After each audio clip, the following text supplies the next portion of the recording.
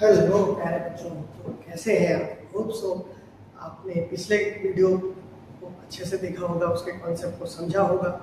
आज हम पहले 2 मिनट 3 मिनट में इसको वापस से रिवाइज करते हैं कि हमने लास्ट क्लास में क्या पढ़ा था, और देन हम आगे बढ़ करके इसे जो है और कॉन्सेप्ट को समझाते हैं कि कैसे हमने इन्वर्स जी की जो है कॉन्सेप्ट को जनरेट किया, साथ में प्रिंसिपल वैल्यू ब्रांच को हमने कैसे बनाया है। ठीक है, चलिए आइए देखिए। सबसे पहले हम लोग देख लेते हैं कि हमने पहले क्या पढ़ा। हमने पढ़ा ट्रिग्नोमेट्रिक फंक्शन में हमने पढ़ा था कि एक राइट एंगल ट्रायंगल की 3 साइड्स के बीच का अगर 2 साइड्स का रेशियो देखते हैं तो हम क्या करते हैं, लिख सकते हैं साइन थीटा कॉट थीटा। अगर साइन थीटा लिखते हैं तो p/s लिखेंगे, कॉट थीटा लिखेंगे तो b/p लिखेंगे, ऐसे ही कॉस थीटा लिखेंगे तो b/h, सेक थीटा लिखेंगे तो h/p लिखेंगे। मतलब सभी का एक एंगल के साथ एक स्पेसिफिक साइड का रेशियो है। ऐसे में मैंने आपको समझाया कि जैसे हमने साइन एक फंक्शन का यूज किया है तो उसके साथ हमने डोमेन में क्या यूज किया था, एंगल, और हमें सॉल्व करने पर क्या मिलता था बेटा, रेशियो। तो एंगल हो गया हमारा डोमेन और रेशियो बन गया हमारा रेंज। लेकिन जो हमें यहाँ पढ़ना है वो हमें ट्रिग्नोमेट्री का इनवर्स फंक्शन पढ़ना है। तो ऐसे में आप देख पा रहे हैं कि इनवर्स फंक्शन में क्या हमने पढ़ा था कि डोमेन अब रेंज बनेगा और रेंज बन जाएगा डोमेन।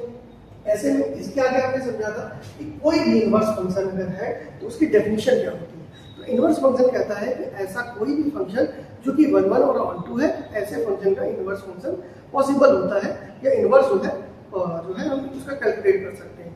तो ऐसे में हमने ये समझा कि अगर कोई नया इनवर्स फंक्शन बन रहा है जो कि ट्रिग्नोमेट्री है, तो ऐसे में जो रेशियो है वो अब डोमेन बन जाएगा और एंगल बन जाएगा रेंज। फिर हमने आपको कॉन्सेप्ट में समझाया कि ये इनवर्स जो इनवर्स है उसके अंदर 1 1 और 1 2 का जो फंक्शन का जिक्र किया गया है ये क्या है। तो 1 1 की बात करते हैं तो कभी भी अगर दो फंक्शन के बीच का, अगर दो सेट के बीच में अगर फंक्शन है और फंक्शन के बीच का जो मैपिंग करते हैं अगर सिंगल एलिमेंट्स के बीच में होता है तो उसे हम 1 1 मैपिंग कहते हैं। अगर मल्टीपल एंगल के बीच में है तो हम उसे मीनिंग 1 कहते हैं। पर वो भी कॉन्सेप्ट की आवश्यकता हमें यहाँ नहीं है। ठीक है, नेक्स्ट बात करते हैं बेटा कि 1 2 क्या होता है। तो हमने आपको समझाया कि सेट ए को हम क्या कहते हैं, डोमेन कहते हैं। सेट बी को हम क्या कहते हैं बेटा, कोडोमेन। बाय डिफॉल्ट कोडोमेन ही कहा जाता है, लेकिन कोडोमेन क्या है, वो सेट जो set element of B, element of B के सारे एलिमेंट्स को हम क्या कहते हैं, कोडोमेन कहते हैं। बात करते हैं रेंज की, तो वो ऐसे एलिमेंट्स रेंज में आते हैं बेटा जो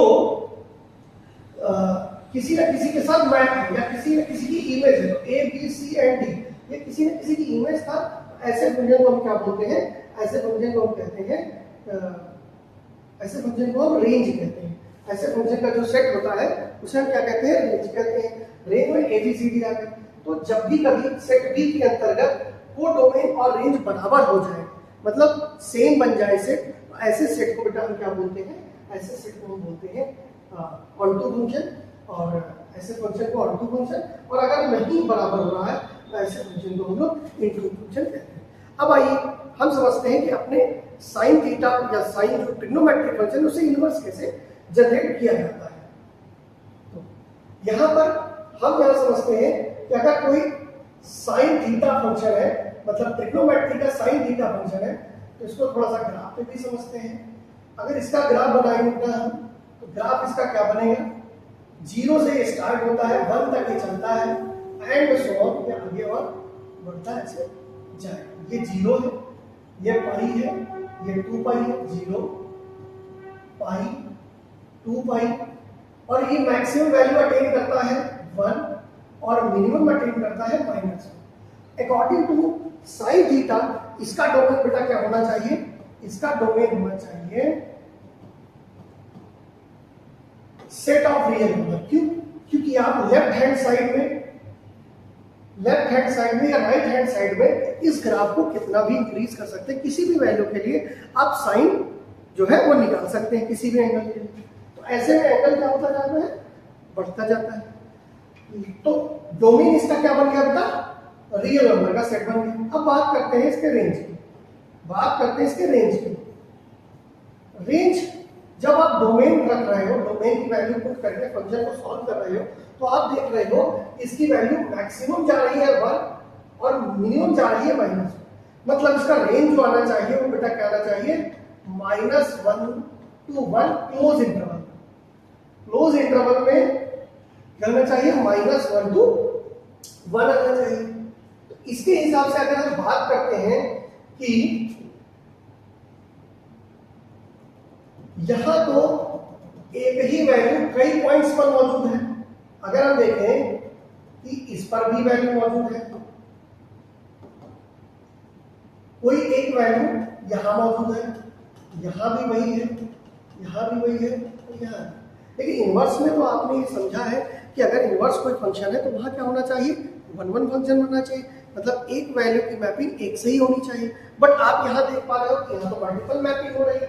अगर सिंपली बात करें कि जैसे कि π/2 पर वैल्यू sin π/2 बेटा ये होता है 1, लेकिन अगर हम बात करें sin 5π/2 की तो ये भी होता है 1। तो यहां पर क्या है, यहां पर एक एलिमेंट के इमेज क्या है, सेम है। तो ऐसे में ये 1 1 फंक्शन नहीं है, ये क्या है, कौन सी कैटेगरी का फंक्शन है, ये तो मिनिमम का फंक्शन है। तो 1 1 कैसे जो है हम बनाएंगे, तो हमें ये बात पता है कि अगर हम y sin इनवर्स x को कैलकुलेट करेंगे तो ऐसे में अब मेरा बेटा डोमेन क्या बनेगा। आप सभी को पता है कि जो इसका रेंज है वही इसका डोमेन, तो इसका डोमेन क्या आ गया बेटा, -1 से -1 आ गया। तो रेंज क्या होगा, रेंज अभी हम पता लगा लेते हैं, क्योंकि हम सभी को ये बात पता है कि हम फंक्शन की वैल्यू पुट करके, डोमेन की वैल्यू पुट करके रेंज कैलकुलेट कर सकते हैं। तो अगर बेटा हम लिखते हैं कि sin इनवर्स 1, तो बेटा sin पर वैल्यू कब मिलती है, π/2 पर। और सिमिलरली अगर हम बात करें कि sin इनवर्स -1 की, तो माइनस पर वैल्यू कब मिलेगा, ये मिलेगा बेटा हमें -π/2, या इसी को हम कह सकते हैं 3π/2। अगर हम एंगल को एंटी क्लॉकवाइज कैलकुलेट कर रहे हैं तो हम कहते हैं 3π/2। उसी एंगल को अगर हम क्लॉकवाइज कैलकुलेट कर रहे हैं तो हम इसे बोलते हैं -π/2। तो यहां से रेंज तय हो गया -π/2 to π/2। लेकिन अभी तो हम बात कर रहे थे मिनिमम फंक्शन है, अगर मिनिमम फंक्शन है तो ये तो होना ही नहीं चाहिए। लेकिन इसका जरा ग्राफ देखते हैं, तब आपको अच्छे से क्लियर हो जाएगा कि ये 1 1 फंक्शन कैसे जनरेट होगा। अच्छा, एक चीज और हम यहां समझ लेते हैं बेटा कि यहां पर एक्स एक्सिस पर हम क्या प्लॉट कर रहे थे, एक्स एक्सिस पर हम एंगल को प्लॉट कर रहे थे। एंगल मतलब डोमेन को हमेशा प्लॉट कहां किया जाता है, एक्स एक्सिस पर प्लॉट किया जाता है, और रेंज को हमेशा कहां प्लॉट किया जाता है, वाई एक्सिस पर। और रेंज को हमने वाई एक्सिस पर रेंज को प्लॉट किया, लेकिन रेंज क्या था, रेंज हमारा था रेशियो। तो सिमिलरली यहां अगर ये चीज उल्टी हुई है, यहां क्या हुआ, इनवर्स हुआ है, तो यहां पर क्या हो जाएगा, एक्स एक्सिस पर जो एक्स एक्सिस होगा बेटा, एक्स एक्सिस पर हम लोग यहां पर प्लॉट करेंगे रेशियो, क्योंकि अब हमारे पास रेशियो क्या है, ratio as a domain, ratio क्या है बेटा, डोमेन। और बात करते हैं कि एंगल जो है, एंगल इस बार हमारा क्या है, वो है रेंज। और रेंज को हमेशा हम बाय डिफॉल्ट कहां प्लॉट करते हैं, हमेशा वाई एक्सिस पर प्लॉट करते हैं। ऐसे में हमें पता है कि मेरा डोमेन कहां से कहां जा रहा है, -1 से 1 जा रहा है, -1 से 1 जा रहा है। ऐसे में अगर हम प्लॉट करेंगे तो हम प्लॉट करेंगे कुछ ऐसे, और ये वैल्यू हमारी क्या होगी, ये वैल्यू तो बेटा 0 होगी, ये वैल्यू क्या होगी, ये वैल्यू पाई, ये वैल्यू 2π, और ये वैल्यू -π। तो हम यहाँ पर बेटा देख पा रहे हैं कि हमने क्या किया है, अगर हमने इसको इन्वर्स किया तो हमारे सामने कुछ ऐसा ग्राफ दिखाई देगा।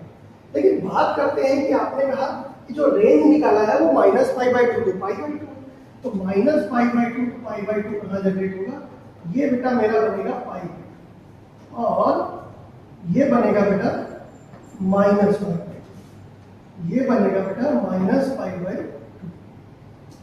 π/2 से -π/2, अगर हम यहाँ देखें -π/2 से चल के, हम यहाँ पर देखें कि -π/2 से चल के सिर्फ कहाँ तक आ रहे हैं, हम π/2 तक आ रहे हैं। ये हमारी रेंज है। अगर देखा जाए बेटा इस रेंज में, अगर देखा जाए इस रेंज में,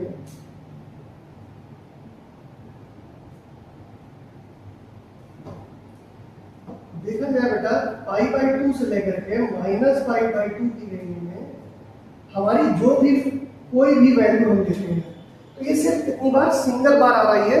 ऐसे में हम यहाँ कह सकते हैं कि ये क्या है, 1-1 फंक्शन बन गया है। तो जो रेंज है, रेंज ने यहाँ पर अपने ही फंक्शन को जो कि मिनिमम बन रहा था उसे क्या बना दिया, 1-1 बना दिया। और आप देख सकते हैं कि यहाँ किसी भी पॉइंट पर किसी भी वैल्यू को आप अगर -π/2 से -1 से 1 ले रहे हैं तो हमें ग्राफ मिल रहा है।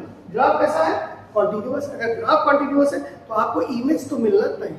तो ऐसे में ये ऑन-टू फंक्शन भी होगा, ये 1-1 भी हो गया और ऑन-टू भी हो गया। अगर 1-1 और ऑन-टू हो रहा है तो इसका इनवर्स पॉसिबल है, क्योंकि हम देख पा रहे हैं कि साइन इनवर्स एक्स का जो डोमेन और रेंज जो है वो आपके सामने दिखा है। अगर इस रेंज में हम रहते हैं तो हमारा फंक्शन 1-1 हमेशा बना रहेगा।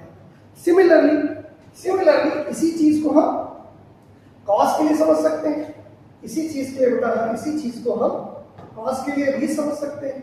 तो y = cos theta, y = cos theta.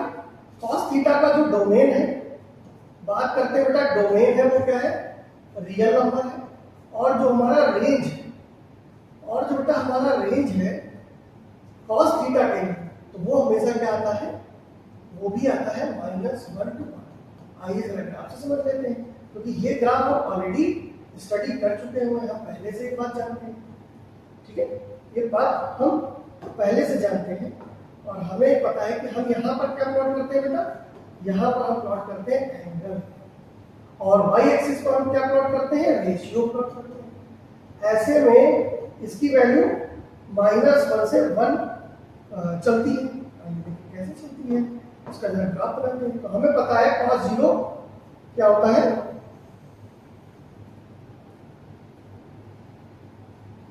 हमें पता है cos 0 क्या होता है,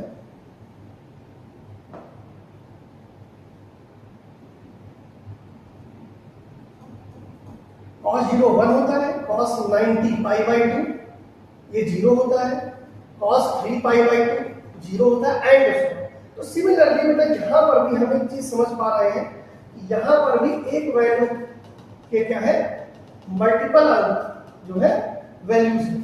ऐसे में ये भी तो 1-1 जो है फंक्शन नहीं हो, मिनिमम फंक्शन हो। तो अब इसी को जरा हम समझते हैं y = cos इनवर्स x के लिए, y = cos इनवर्स x के लिए समझते हैं। और आपको ये बात पहले से पता है कि अब जो डोमेन है वो इसका रेंज है, तो अगर उसका रेंज होगा तो इसका डोमेन क्या बन जाएगा, -1 to 1। और बात करें रेंज की, तो रेंज बेटा क्या बन जाएगा, रेंज कैलकुलेट कर लेते हैं। हमें पता है बेटा cos -1 बेटा कब होता है, हमें पता है कि ये पाई पर होता है। और cos इनवर्स 1 कब होता है, cos 1 वैल्यू कब देता है, cos थीटा के हिसाब अकॉर्डिंग 0 पर देता है।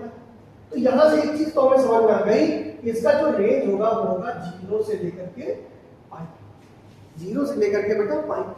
ऐसे में इसका जरा ग्राफ बना करके हम लोग देख लेते हैं, इसका जरा हम लोग ग्राफ बना करके देख लेते हैं। और अब हमें एक बात यहाँ और समझ में आ चुकी है कि बेटा यहाँ पर क्योंकि इनवर्स है, x एक्सिस पर हमें प्लॉट करना है रेशियो को, x एक्सिस पर प्लॉट करना है रेशियो को, और y एक्सिस पर प्लॉट करना है इस बार एंगल। ये हो गया मेरा -1, ये हो गया बेटा 1। और आपको ये बात पता है कि ये आएगा 1 से कुछ ऐसा आएगा, फिर 3π/2 पर फिर 0 हो जाएगा, यहाँ π/2 पर 0 हुआ है। और अगर हम इसी को नेगेटिव साइड एक्सटेंड करें तो ये कुछ ऐसा आएगा, और ये -π/2 या 3π/2 पर ये फिर से 0 हो जाएगा। लेकिन आपने ये देखा कि यहाँ भी तो ये मल्टीपल वैल्यूज मिल रही है और ये मिनिमम फंक्शन बने। अगर ऐसी बात है तो यहाँ पर हमें ये चीज समझनी पड़ेगी कि रेंज क्या है इसका। तो रेंज हमने देखा कि रेंज क्या है इसका, 0 से लेकर के पाई के बीच में इसका जो है रेंज आ रहा है। तो अगर हम बात करें 0 से पाई के, तो यहाँ जो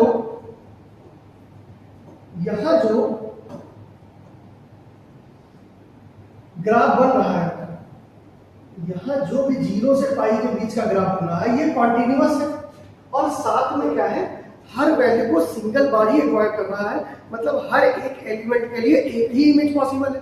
तो आपके सामने दिख रहा है कि ये 1 1 फंक्शन बन गया है और ये ऑन टू भी बन गया है। तो हमने दो फंक्शन में देखा कि साइन और कॉस के फंक्शन में हमने ये चीज समझ ली अच्छे से कि ये 1 1 फंक्शन बन कैसे रहा है, 1 1 फंक्शन कैसे बन रहा है, इससे भी हमने देखा। और हमने साइन फंक्शन में भी देखा कि ये 1 1 मेनी 1 होते हुए भी 1 1 कैसे बन रहा है, क्योंकि इसका रेंज जो है वो फिक्स हो जाता है। और अगर ये अपनी रेंज में रहता है, अपनी रेंज में अगर है, तो ये क्या है 1 1 फंक्शन है। तो ऐसे में इसका इनवर्स पॉसिबल है। सिमिलरली आप tan के लिए ऐसे ही समझ सकते हैं, cot के लिए समझ सकते हैं, और sec और cosec के लिए भी समझ सकते हैं। तो जरा इनका सभी का हम लोग ग्राफ देखते हैं। तो tan का हम ग्राफ देखते हैं, y इक्वल टू tan का हम लोग ग्राफ देखते हैं, ये y equal to tan theta. तो आपको पता है कि इसका डोमेन क्या होगा। अगेन सभी ट्रिग्नोमेट्रिक फंक्शन, एक बात हमेशा याद रखिएगा कि जो सभी ट्रिग्नोमेट्रिक फंक्शन है उन सभी का जो रेंज जो डोमेन होता है वो रियल नंबर होता है, लेकिन रेंज सबका अलग अलग होता है। तो डोमेन तो फिक्स है, लेकिन बात करेंगे जब रेंज की, इसका जो रेंज होता है आइदर लिखे -π/2 minus infinity to plus infinity, या फिर हम इसको भी r लिख सकते हैं। और हम इसको जरा इसका ग्राफ समझते हैं। आप सभी लोग देखिए कैसे हम इसका ग्राफ जो है आसानी से बना लेंगे। ये हमने जो है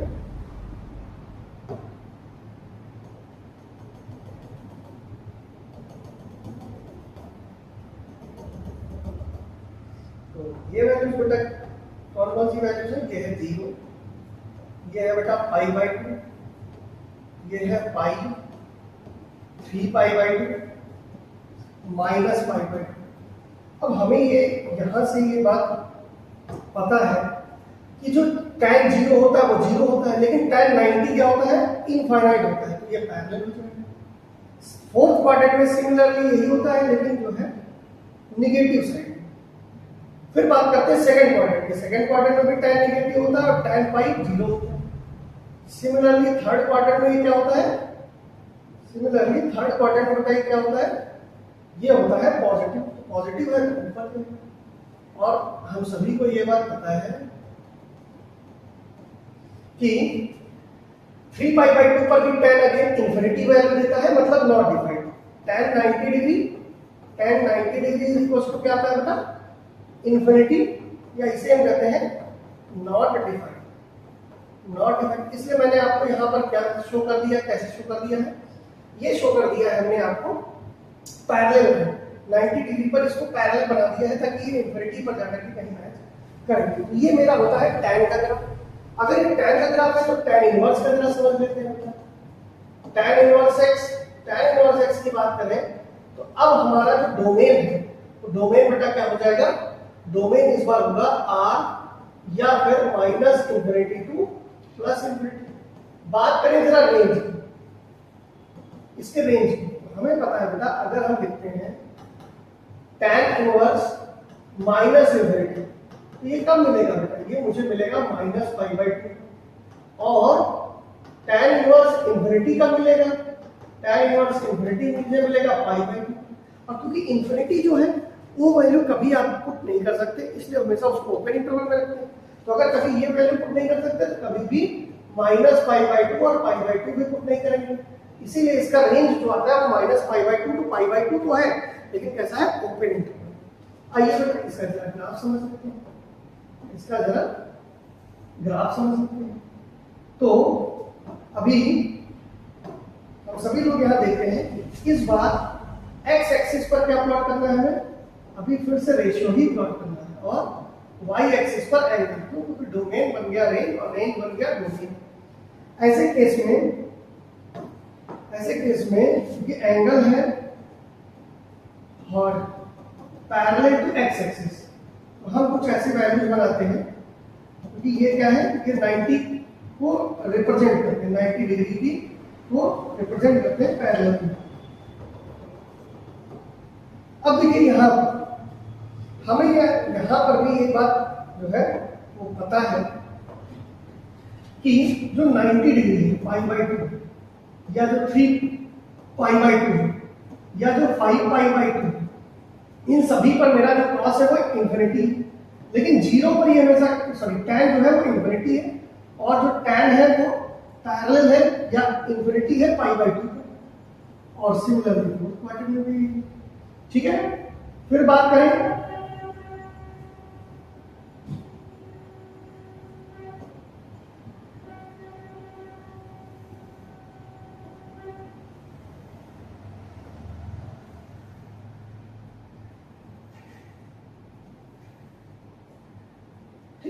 कुछ ग्राफ हमारा ऐसा दिखाई देगा, लेकिन क्योंकि रेंज हमारी -π/2 टू π/2 ही है, तो हम इसे अपनी रेंज में बनाएंगे। हमारी रेंज का ग्राफ कैसा है, कुछ ऐसा। हमारी रेंज का ग्राफ ये है। अब क्योंकि ये -π/2 टू π/2 ही है, ये हमारा क्या है था, ये है -π/2, तो -π/2 टू π/2 ही है। तो हम यहाँ देख पा रहे हैं कि -π/2 π/2 पर ये एक ही वैल्यू, हर एक वैल्यू पर एक ही इमेज मिल रही है। तो ये भी 1 1 बन गया, क्योंकि ये कॉन्टिन्यूअस ग्राफ है -∞ से +∞ के बीच में, तो ये ऑन टू भी बन गया। तो ऐसे हम इनवर्स ट्रिग्नोमेट्रिक फंक्शन का ग्राफ समझ सकते हैं। आपको मैंने आज सिखाया कि साइन का ग्राफ, आज मैंने आपको सिखाया कि साइन इनवर्स का ग्राफ कैसा होता है, कॉस इनवर्स का ग्राफ कैसा होता है, और tan इनवर्स x का ग्राफ कैसे होता है। ये जो ग्राफ है ये आपके बोर्ड एग्जाम में भी पूछे जाते हैं, आपके लिए बहुत इंपॉर्टेंट है। तो ग्राफ भी समझिए, साथ में हम इसकी प्रिंसिपल वैल्यू ब्रांच मतलब रेंज ऑफ डोमेन भी लिखते हुए चल रहे हैं। बाद में हम एक टेबल बनाएंगे जिसे हम कहते हैं प्रिंसिपल वैल्यू ब्रांच टेबल। अभी हमने 3 जो है ट्रिग्नोमेट्रिक फंक्शन या हम कहें इनवर्स ट्रिग्नोमेट्रिक फंक्शन को हमने डिस्कस किया by using graph and values. Next video में हम बाकी बचे 3 फंक्शंस और डिस्कस करेंगे आपके साथ। तब तक के लिए आप इसको अच्छे से समझिए। कोई समस्या है, कोई दिक्कत है, कोई कॉन्सेप्ट समझ में ना आए तो आप जो है कमेंट सेक्शन में इसको जरूर बताइए, ताकि हम आपके डाउट्स को आसानी से सॉल्व कर सकें और आप हमसे कनेक्ट भी हो सकें। तब तक के लिए आप इसको समझिए। नेक्स्ट वीडियो में मिलते हैं, तब हम आपको जो है इसके अदर फंक्शंस जो है सिखाएंगे। Thank you students.